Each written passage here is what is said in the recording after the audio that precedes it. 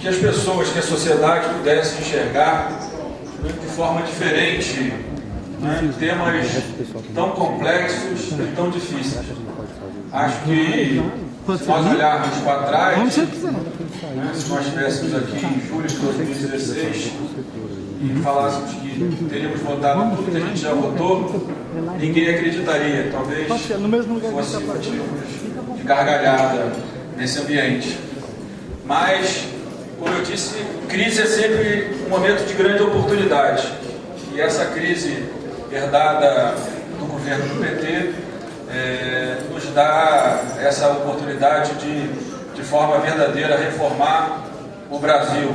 De forma verdadeira, sairmos do discurso populista das pessoas que falsamente defendem os pobres no Brasil, né, e para o discurso verdadeiro, discurso onde as reformas, essas sim, que vão garantir um futuro melhor para as pessoas mais pobres no nosso país. A reforma trabalhista, a terceirização, vão garantir milhões e milhões de empregos nesse Brasil.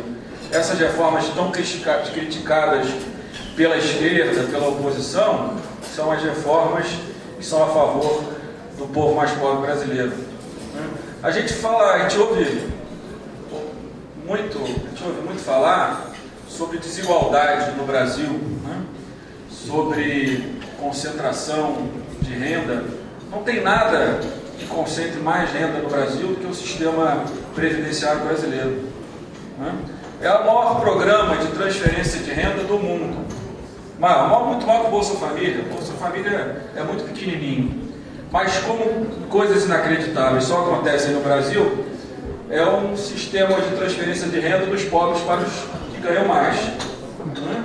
Então, se nós não tivermos a coragem de enfrentar esses temas, todos nós, né, como enfrentamos a trabalhista e outros temas que nós vamos ter que enfrentar, né, como a redistribuição da arrecadação de tributos no Brasil, com essa concentração absurda, mas se nós não tivermos coragem de enfrentar esse tema de peito aberto, nós estaremos olhando um futuro do Brasil, né, muito perigoso, né, onde, né, poucos estarão sendo beneficiados em detrimento de muitos.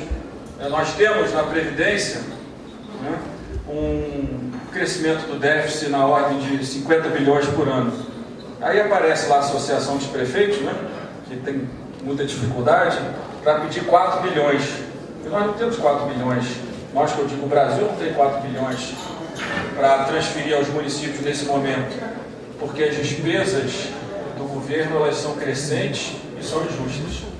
Só o sistema previdenciário como um todo, esse ano, vai fechar com 60% de todos os gastos do país. Os gastos obrigatórios, mais de 90%.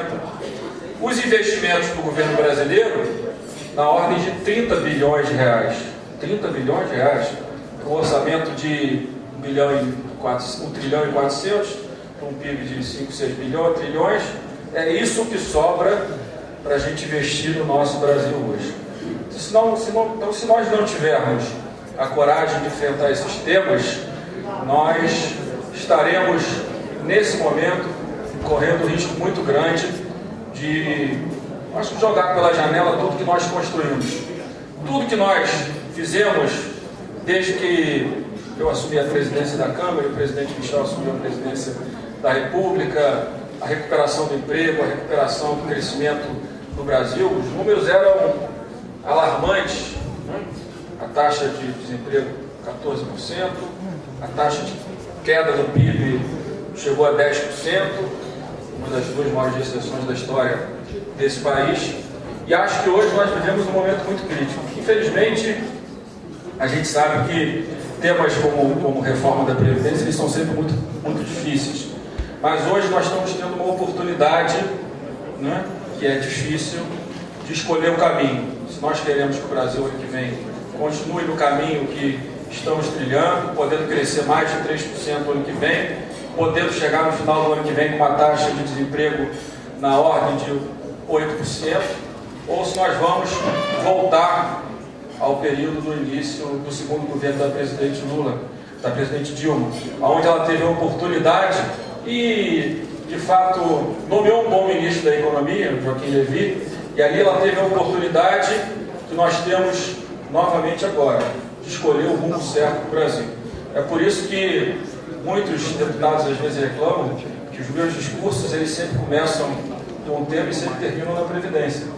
Porque se eu quero disputar a próxima eleição, e sou candidato a deputado federal, e se eu quero prometer aos meus eleitores algo para eles, eu só posso prometer se eu fizer a reforma da Previdência. Porque quem prometer algo ao eleitor brasileiro sem analisar a reforma da Previdência vai estar mentindo.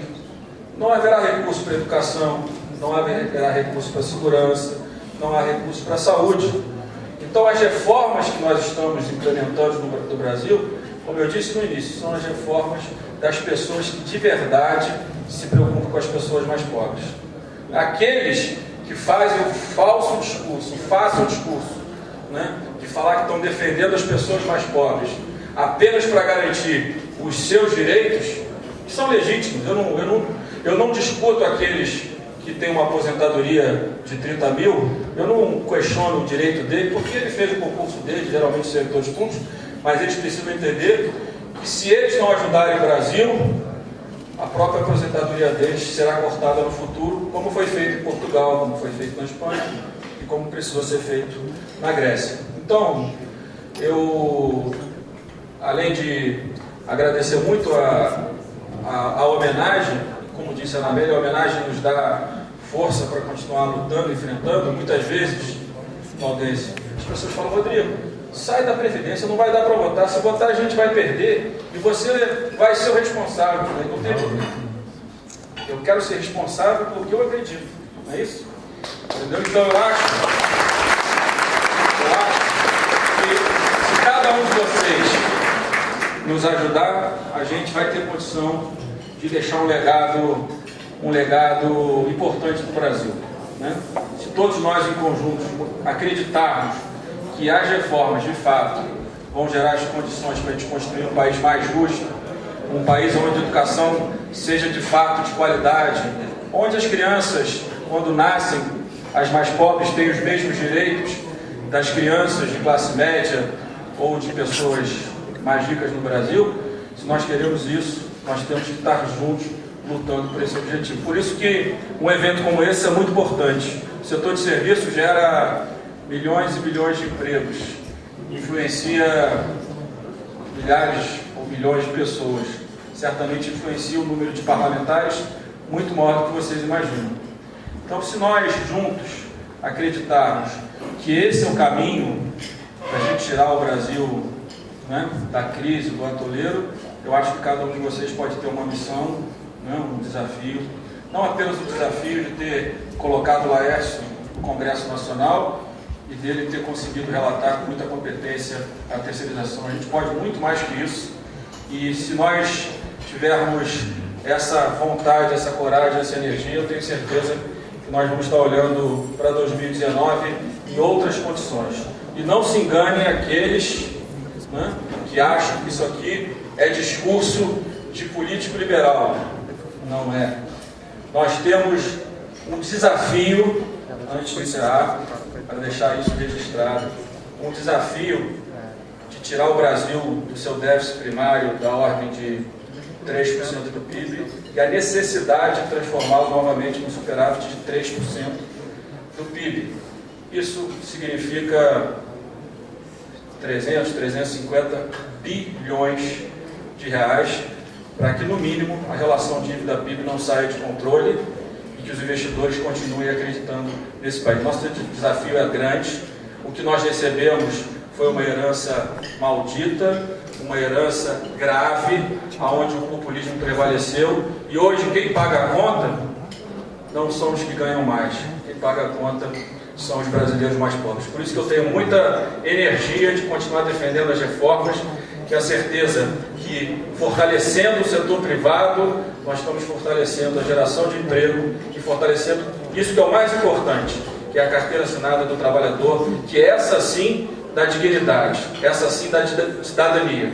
Não é uma bolsa que é importante para garantir né, igualdade de condições, mas o que dá cidadania a um trabalhador é o trabalho, é o emprego, não é a dependência permanente do governo, como muitos gostam e como muitos mantêm os seus mandatos no Brasil. Muito obrigado, boa tarde a todos.